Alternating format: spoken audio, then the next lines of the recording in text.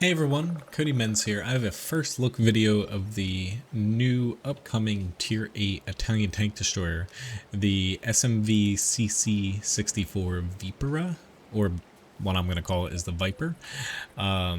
This tank's going to be preceding most likely the Italian tank destroyer line that's going to be spanning Tier 7 to Tier 10 very soon. We'll either see that most likely sometime this summer or potentially in the fall. Very early fall.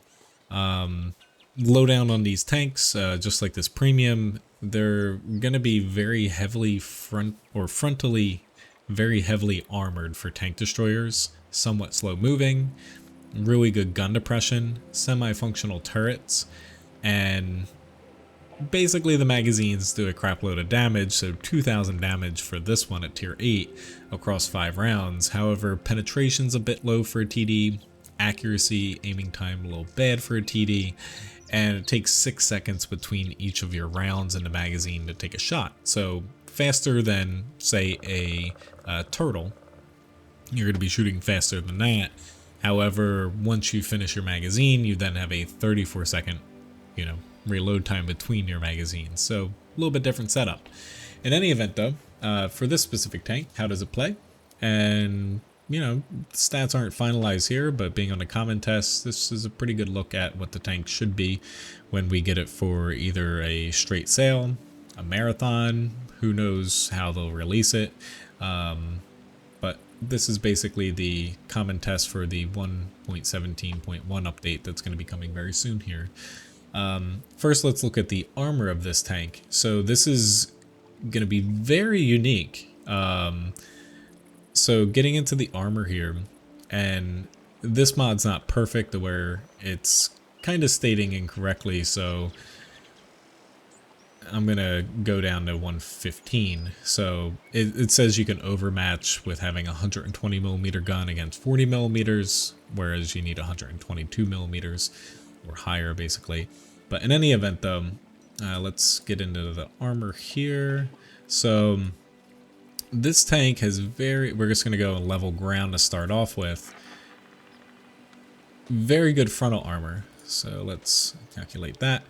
So starting off here, this is again, so 250mm of pen. So pretty good pen at tier 8, even, tier 9s and 10s, unless you're shooting premium, or tank destroyer and stuff. Pretty good, thing to stack up against this. As you can see, a lot of the armor, it's pretty much you can't penetrate this thing. It's pretty strong to where, yes, this is just flat ground, but this is pretty darn good for a tier 8 TD. One thing you'll notice though, so this isn't even using the 10 degrees of gun depression, is this green spot. So you're going to be overmatching this 30mm, and it's not tiny, it's not non-existent. Like, you will be able to see this unless you're like very close shooting down into it.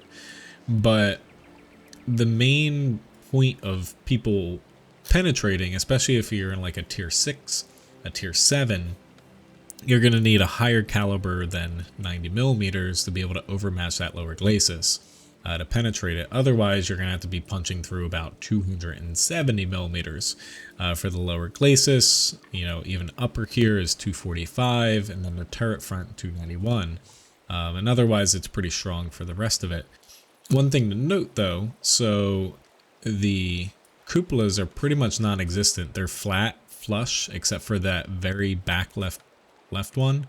That one just barely sticks up, but you can't actually see it unless you're higher than the tank, and this isn't a very short tank.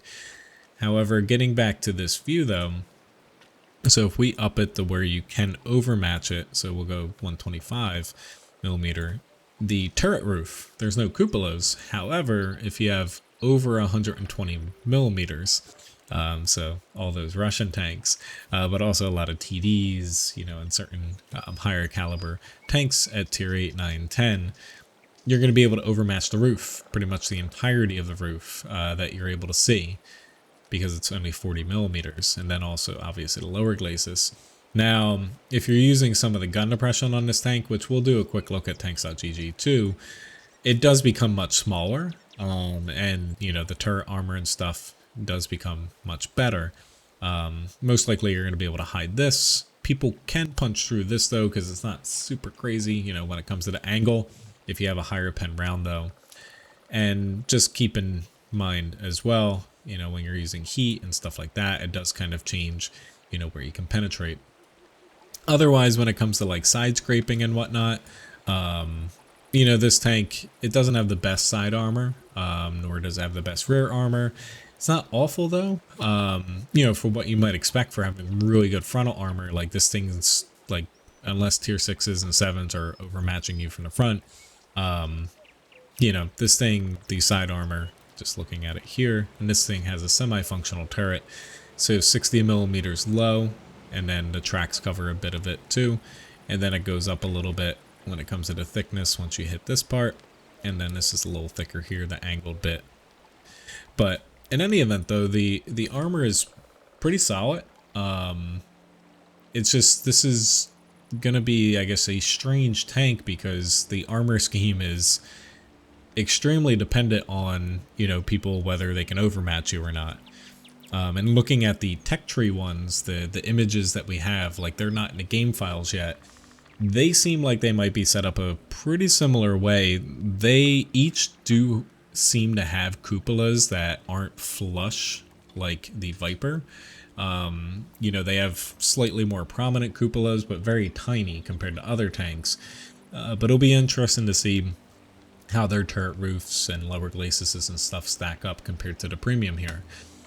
Anyway, getting into the nitty gritty of some stats here. So 400 damage per shot, 220 when it comes to the standard pen, and it's got a basically an APCR round for 268 millimeters of pen. Shell velocity is a little bit low. Like this isn't really meant to be your long range tank. It's meant to be closer up, mid range, and then your standard shell velocity is a little under 1,000. Now, getting into the magazine, so a little over 34.5 seconds when it comes to your reload for the magazine. Takes you 6 seconds per shot within that magazine to fire the next round. So you're firing again, so a little bit faster than, say, a turtle. You're doing a lot more damage, so you're getting rounds off quicker. But you only have 5 rounds, and then you have to wait 34 seconds before you shoot again. I guess, gimmick that they're doing for these tanks, like when it comes to the premium and the tech tree, is you have enough firepower, so 2,000 damage here in this magazine, to out-brawl the majority of the tanks in your tier, if not almost all of them, if you're penning your shots. Like, nobody's going to want to push into you because, holy shit, that tank has 2,000 damage and it's going to output it faster than I can. Plus, it's got good armor, it's got a semi-functional turret, it's got gun depression.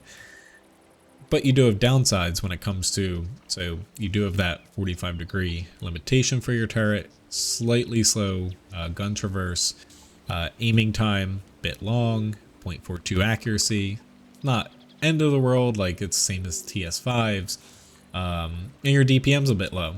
So there are trade-offs, you know, low for a TD, but this thing kind of plays like a beefy, you know, fat, slow, heavy, if you ask me. That's why I throw a couple of these in.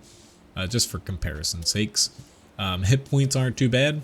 It's not awful like a T28 Proto that's crying because it's left back in, what, 2012, you know. Now TDs, you know, get 1500 HP like a TS5. You know, we already went over to armor though. One downside of this is the mobility. So you do have a fairly good top speed for, you know, comparing them to these TDs. 32 kilometers an hour, 12 in reverse, but your specific power is not too great. So you're not very fast in this thing. Camo, you know, nothing crazy special, but the camo's, it's okay. It's not great though. And your view range, you sacrifice a little bit of view range on this thing. Looking at the field mods, so, whoops, I actually didn't want to click that. Configuration, getting into the field mods here. So, as far as upping your field mods, like it does help you a little bit for your hull dispersion, which is nice. This tank, that'll be very much useful. Most likely, people are going to be taking reinforced suspension to where it's going to help with your mobility a bit by increasing your or decreasing your terrain resistance. Otherwise, this next one, so debatable, like most likely, I'm going to say most people are probably going to take the aiming circle size because that's more useful than the aiming speed. And then last but not least, you have the concealment or the view range. Given that the camo is not great, a lot of people are probably going to take the view range. So all three field mods pretty much help you negate the, negative aspects of this tank. It seems to be the case when it comes to newer tanks that Wargaming releases because, they're kind of covering up some of the things holding the tank back if you do field mods for it. Anyway, though, taking a little further look at this tank. So this is tanks.gg. Getting into the armor first. So this is just, basically your straight on look. T110E5, this is versus, so 258 pen. One thing to note though, so this is actually looking at the tank with its fully maxed out gun depression head on. It's only 7.2 degrees. So tanks.gg is fairly accurate to where this should be accurate, but you never know. It is weird because the armor model in game, like just kind of looking at this, doesn't really paint a picture as to why it wouldn't have symmetrical, basically gun depression, but who knows? But basically from what tanks.gg is showing people, you only have 7.2 like dead on, and then going off over the left of the tank, that's where you get that 10 degrees of gun depression. And going over to this side, you only have 4.3. So it's kind of strange. Who knows if this is a bug or if that's intentional, or what we'll get, when it comes to release.